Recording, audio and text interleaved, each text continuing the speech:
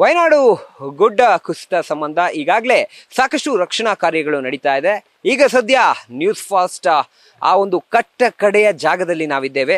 ಇಲ್ಲಿಂದ ಪುಂಜಾರವೆಟ್ಟಂ ಈ ಒಂದು ಗ್ರಾಮ ಏನಿದೆ, ಗ್ರಾಮದಿಂದ ಅರಣ್ಯ ಪ್ರದೇಶಕ್ಕೆ ಎಂಟ್ರಿ ಆಗುವಂತಹ ಜಾಗ ಇದು. ಅಂದ್ರೆ ಕಟ್ಟ ಕಡೆಯ ಜಾಗ. ಇಲ್ಲಿಂದ ಒಳಗಡೆ ಯಾರನ್ನು ಕೂಡ ಅಲೋ ಮಾಡೋದಿಲ್ಲ. ಬಿಕಾಸ್ ಇಲ್ಲಿ ಟ್ರೈಬಲ್ಸ್ಗಳು ಕೂಡ ಸಾಕಷ್ಟು ಜನ ಒಳಗಡೆ ವಾಸವಾಗಿದ್ದಾರೆ. ಜೊತೆಗೆ ಸಾಕಷ್ಟು ಕಾಡು ಪ್ರಾಣಿಗಳು ಕೂಡ ಇರೋದ್ರಿಂದ ಇಲ್ಲಿ ಇದು ಬಾರ್ಡರ್. ಅಂದ್ರೆ ಈ ಒಂದು ಬಾರ್ಡರ್ ಅನ್ನ ದಾಟಿದ್ರೆ ಅರಣ್ಯ ಪ್ರದೇಶ ಶುರುವಾಗುತ್ತೆ. ಅರಣ್ಯ ಪ್ರದೇಶ ಇಲ್ಲಿಂದ ಶುರುವಾದ್ರೆ ಇಲ್ಲಿವರೆಗೂ ಮಾತ್ರ, ಅಂದ್ರೆ ಕಟ್ಟ ಕಡೆಯದಾಗಿ ಇಲ್ಲಿವರೆಗೂ ಮಾತ್ರ ರಕ್ಷಣಾ ತಂಡ ಆಗಿರ್ಬೋದು, ಜೊತೆಗೆ NDRF ತಂಡ ಆಗಿರ್ಬೋದು, ಅವರೆಲ್ಲರೂ ಕೂಡ ಇಲ್ಲಿವರೆಗೂ ಮಾತ್ರ ಬರ್ತಾರೆ.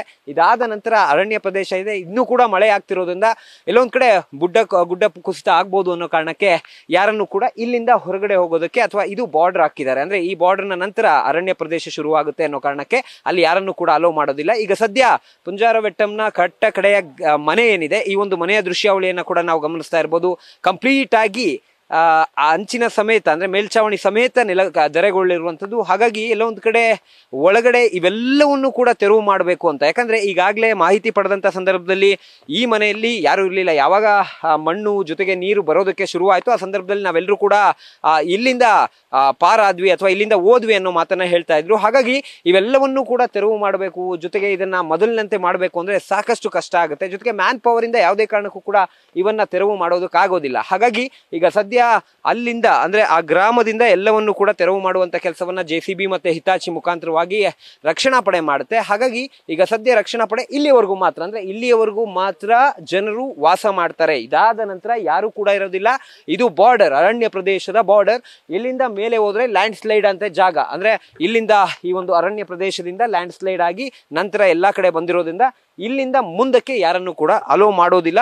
ಹೀಗಾಗಿ ಇದು ಕಟ್ಟ ಕಡೆಯ ಜಾಗದಲ್ಲಿ ನಾವು ನಿಂತಿದ್ದೇವೆ. ಕಟ್ಟ ಕಡೆಯ ಜಾಗದ ಒಂದು ಪಕ್ಕದಲ್ಲೇ ಇರುವಂತಹ ಒಂದು ನಿವಾಸ ಈಗಾಗಲೇ ಕಂಪ್ಲೀಟ್ ಆಗಿ ಬಿದ್ದಿರೋದ್ರಿಂದ ಇದನ್ನು ಕೂಡ ತೆರವು ಮಾಡುವಂತ ಕೆಲಸವನ್ನ ಮಾಡಬೇಕಾಗುತ್ತೆ. ಆದ್ರೆ ರಕ್ಷಣಾ ಸಿಬ್ಬಂದಿ ಈಗ ಸದ್ಯ ಮನೆ ಒಳಗೆ ಯಾರೆಲ್ಲ ಇದ್ರು ಅಥವಾ ನಿವಾಸಿಗಳು ಇದ್ದಾರೆ ಅನ್ನೋ ಮಾಹಿತಿ ಯಾರ ಮನೆಯಲ್ಲಿ ಬರುತ್ತೋ ಅಂತಹ ಮನೆಯನ್ನ ಮೊದಲಿಗೆ ತೆರವು ಮಾಡಿ ಅಲ್ಲಿ ಮೃತದೇಹಗಳನ್ನ ತೆರವು ಮಾಡುವಂತ ಕೆಲಸವನ್ನ ಅಥವಾ ಮೃತದೇಹಗಳನ್ನ ಹೊರತೆಗೆಯುವಂತ ಕೆಲಸವನ್ನ ಮಾಡ್ತಾರೆ. ಈಗ ಸದ್ಯ ಇಲ್ಲಿಯವರೆಗೂ ಕೂಡ ರಕ್ಷಣಾ ಪಡೆಯಿಂದ ಯಾವುದೇ ರೀತಿಯ ಕಾರ್ಯಗಳು ಇಲ್ಲಿ ಆರಂಭ ಆಗಿಲ್ಲ, ಅಂದ್ರೆ ಈ ಗ್ರಾಮದಲ್ಲಿ ಆರಂಭವಾಗಿಲ್ಲ. ಬಿಕಾಸ್ ಈಗಾಗಲೇ JCB ಹಾಗೆ ಹಿತಾಚಿಗಳನ್ನ ಪಕ್ಕದ ಗ್ರಾಮದಿಂದ, ಅಂದ್ರೆ ಅಲ್ಲೂ ಕೂಡ ರಕ್ಷಣಾ ಕಾರ್ಯ ನಡೀತಿರೋದ್ರಿಂದ ಅಲ್ಲಿಂದ ಇಲ್ಲಿಗೆ ತರಬೇಕಾಗುತ್ತೆ. ಹಾಗಾಗಿ ಅದು ಬರೋವರೆಗೂ ಕೂಡ ಮ್ಯಾನ್ ಪವರ್ ಇಂದ ಯಾವುದೇ ಕಾರಣಕ್ಕೂ ಕೂಡ ಇಲ್ಲಿ ಐಡೆಂಟಿಫೈ ಮಾಡೋದಕ್ಕೆ ಅಥವಾ ಮೃತದೇಹಗಳನ್ನ ಹೊರಗೆ ತೆಗೆಯೋದಕ್ಕೆ ಆಗೋದಿಲ್ಲ. ಹಾಗಾಗಿ ಈಗ ಸದ್ಯ ಇಲ್ಲಿ ಯಂತ್ರಗಳು ಬಂದು ಅಥವಾ JCB ಹಿತಾಚಿ ಬಂದ ನಂತರ ಮಾತ್ರ ಇಲ್ಲಿ ಕೆಲಸವನ್ನ ಮಾಡಬೇಕಾಗುತ್ತೆ. ಹಾಗಾಗಿ ನಾಳೆಯಿಂದ ಇಲ್ಲಿ ಕಾರ್ಯವನ್ನ, ಅಂದ್ರೆ ಮೃತದೇಹಗಳನ್ನ ಹೊರತೆಗೆಯುವಂತಹ ಕಾರ್ಯವನ್ನ ಅಥವಾ ಕೆಲಸವನ್ನ ಇಲ್ಲಿ ರಕ್ಷಣಾ ಪಡೆ ಆರಂಭ ಮಾಡಲಿದ್ದಾರೆ. ಕ್ಯಾಮರಾಮನ್